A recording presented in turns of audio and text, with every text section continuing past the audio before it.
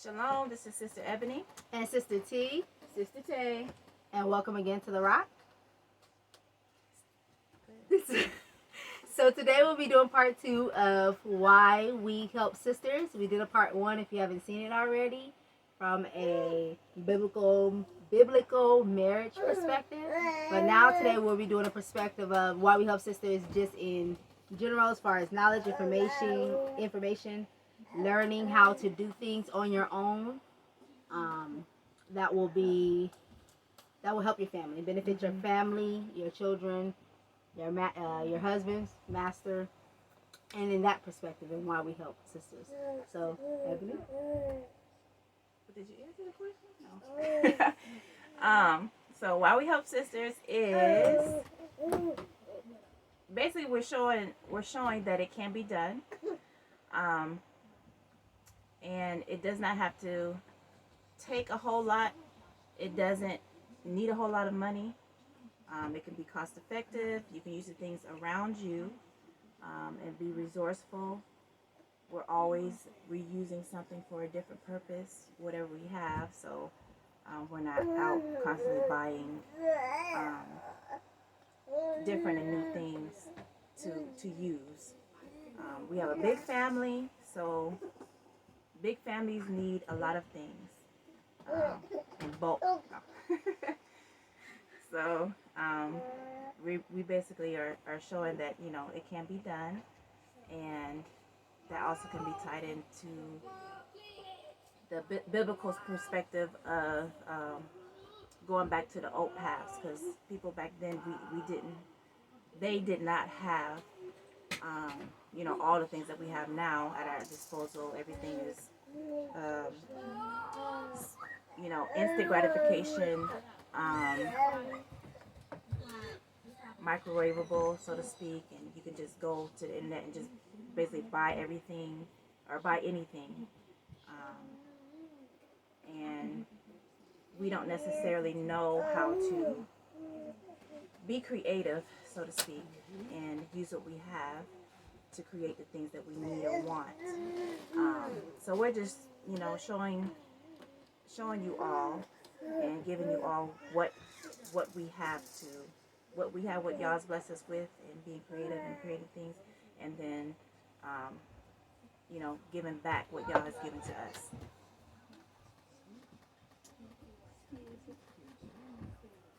another reason why we help women and show them all the things that we do is because it is showing that it can be done anyway. Just reiterating what Sister Ebony said, you don't have to have a big fancy sewing room to begin the journey of sewing. You don't have to have a whole bunch of storage of fabrics to start making your first projects. You don't have to even have a whole lot of land to begin gardening.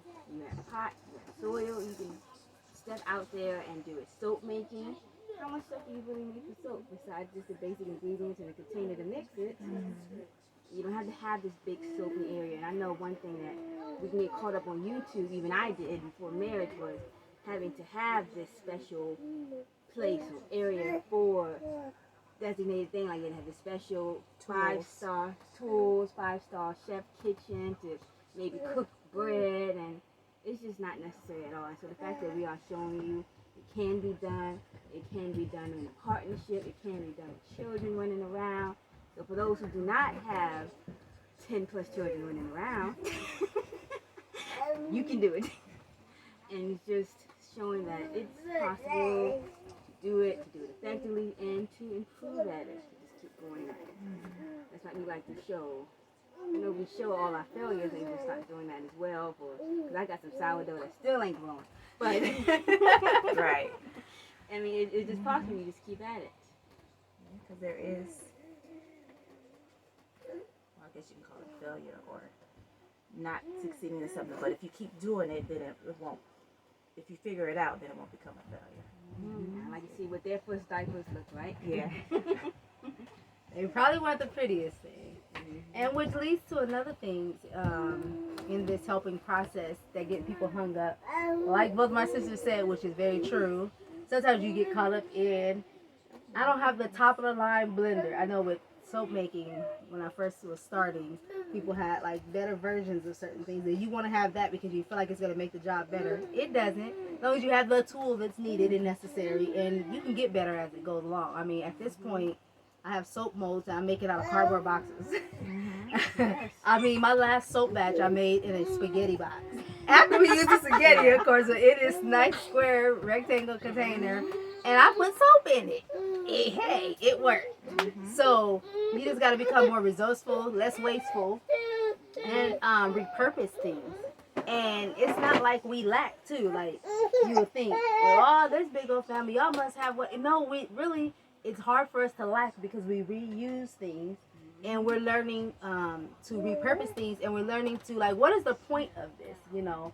Another example is like when she was speaking of the diapers, but we also made like cloth pads. My first cloth pad made was not pretty, and I seen all the beautiful things on YouTube, and of course you want to get to that level that day, but I guess it's just remembering that there's a process, and during that process, everything is not going to come out perfect, beautiful, because you have to learn those things as you go along. You're going to make mistakes, but sometimes that same cloth pad, that ugly cloth pad that I made, I still have it because it fits the purpose that I need it for. And sometimes we get so used to things having to look so decorative. For whom? Aesthetically pleasing. Yes, to the eyesight. And eventually, things will get that way just naturally. The more you do something, the better you get at it. The mistakes, you learn from them, and you can improve them. But it's not going to be aesthetically pleasing, and you have to be okay with that. What am I using a cloth pad for anyway? Who am I trying to please with these things? You know, and once I learned that, learn how to say, well, this is what my purpose is. It's not for the eyes of someone else to be like, ooh, but did I do it? Did I make it? Yes. It's not as beautiful as what I've seen on YouTube, but that's okay. Now, if I was going to sell them, I'll take more time and eventually get better at it. And guess what? I have gotten better at it. My sewing skills have increased over the years, so they're better now, but before. So I think if we can break through that shell of wanting everything to be aesthetically pleasing, Impress others. Trying to do it how we see other people doing it, instead of trying to do it what fits our husband's household the best way, then you will be surprised with the things you can accomplish and barriers that you can overcome, and how you're able to save money, save time on the things just because you know what the purpose is and you know what you need to get done. Absolutely. And then, you know, sometimes you start off with the most basic things. Like they were saying, we have a sewing table. Some people have a whole room for most of the activities, daily things they do. Yes. I mean, they have it all together. Listen, so we just got a little table and we got items. And the more we do things, the more things our master have invested so we can do these things. You know what I mean?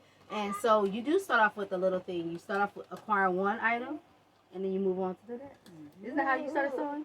I mean, she showed her little small stash of material, clothing material, a couple fabrics here, and start off with little mini items. And I can't tell you how long though it did take me to actually begin that process. Just because it's like, oh, I don't have a room to do it, and I don't have everything organized, and I need an iron and an ironing board, and I need a spray bottle just for sewing, and so that really held me back. So being able to get married and come here and just have the freedom to just go sew, and Our master's different too. He's like, well, I want you to do this. Or you said, one thing our master's on is like, if we said that we want to do something, or we want something, we desire something, we prove that thing. We can't just say that. So if we say that we want to sew, or yeah, we like sewing, he should be seeing us sewing no matter what. He has, even if we had the basic things, now he's invested in, the sewing department, so to speak, a lot. So we have a lot more things than what we used to have. But even if we didn't in the beginning stages, if we said that we want this thing, we better use what we have and show that is actually something that we want. And he will prove you. And I don't know if y'all husbands are like that, but ours is. Because he'll say, I've been looking at that sewing machine sitting down here, so what have y'all done? Like, he's not one to not check. And he'll give you some time. He'll pay attention to, okay, y'all been having a lot of work in this area, that area. He'll give you time, but he is going to revisit it. You know, and I'm just getting a little giggle. Recently, he invested in a sewing department. And we talked amongst his sisters, kind of like, you know what this means, right? He asking us everything we need, and we just running off at the mouth. We want this. Yeah. You want that? Okay. What else you want? Okay. You want that too? Okay. Yeah, we like that. Oh, we really wish we had this. Oh, you do? Okay. And I'm just looking at them like, I know, and I'm like, you know, while we all happy, go lucky right now, you know what this really means, right? He set us up. And it's a setup. It is a setup. And we talked about this setup, and sure, when them items arrived, he's like, "Did not ask for this and this and this?" And then I'll just wait for it. And what'd he say? I expect to be seeing y'all doing a lot of sewing now, right? And he's like, there are no excuses. He said, I went above and beyond. And he did. He really did. And there's other departments he invested in that process. Cooking, yes. Cooking. Mm-hmm. He invested in the crocheting department. He has an expectation in his mind. He don't even have to tell you what it's about. He has expectations. Oh, Master, can we have this pasta maker?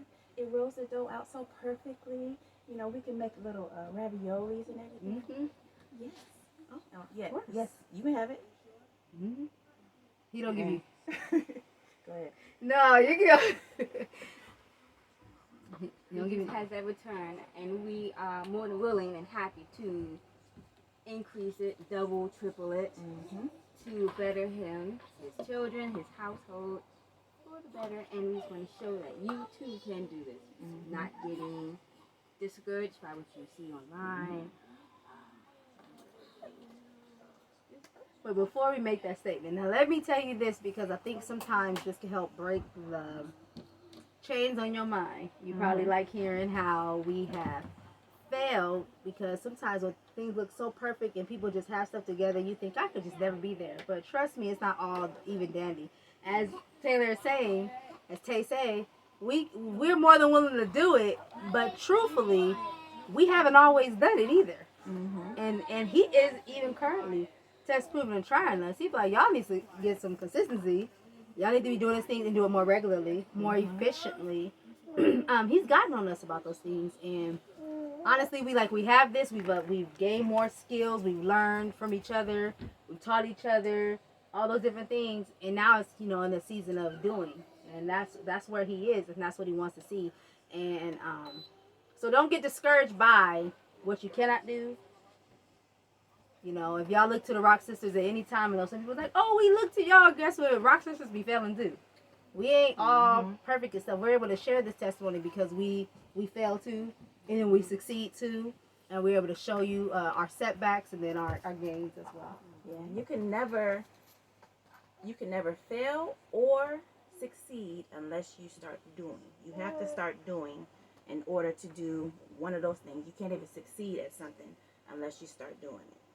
And it's not always right off the bat success in everything.